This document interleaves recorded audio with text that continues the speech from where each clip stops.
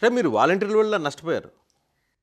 ప్రజలు నష్టపోలేదు కానీ రాజకీయంగా వైఎస్ఆర్ కాంగ్రెస్ పార్టీ నష్టపోయింది అంటున్నారు. పార్టీ నష్టపోయింది, ప్రజల గురించి కాదు. వాలంటీర్ వ్యవస్థ ద్వారా వైఎస్ఆర్ కాంగ్రెస్ పార్టీ రాజకీయంగా నష్టపోయింది. కార్యకర్తలకి గౌరవం దక్కలేదు. గౌరవం అంటే ఎందుకు వస్తుంది? పని చేస్తే ప్రజల్లోకి వెళ్ళి పని చేసినట్టు ఆ ఎమోషనల్ బాండింగ్ వస్తుంది. మీ నాయకుడు దాన్ని అంగీకరించాడా ఇప్పటికన్నా? అంగీకరించాడు. ఆ రోజునే ప్రజలకు మంచి చేయాలనుకున్నాను, ఎన్నికల ముందే చెప్పాడు, మేము కూడా చెప్పాం.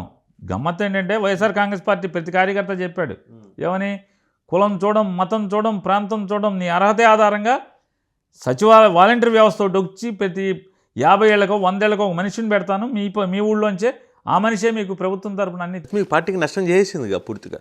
పోనీ ప్రజలకు మేలు జరిగింది కదా. ఇవాళ ప్రజలు ఆలోచిస్తున్నారు కదా, జగన్ మంచి చేశాడు కదా అని. పోతే జగన్ రాజకీయం పోయింది, అధికారం పోయింది, కానీ ప్రజల్లో అయితే బలమైన పునాది అయితే వచ్చింది కదా, గుండెల్లో స్థానం వచ్చింది కదా. జగన్ ఏం కోరుకుంటున్నాడు? మా నాన్నలాగే ప్రతి ఇంట్లో నా ఫోటో ఉండాలి, ప్రతి మనిషి గుండెల్లో నాకంటూ ఇంత స్థానం కావాలి, మనుషుల గుండెల్లో, సామాన్యుల గుండెల్లో నాకంటూ వాళ్ళ గుండెల్లో ఇంత చోటు కావాలి నాకని అనుకుంటున్నాడు. చోటు అయితే ఇచ్చారు కదా.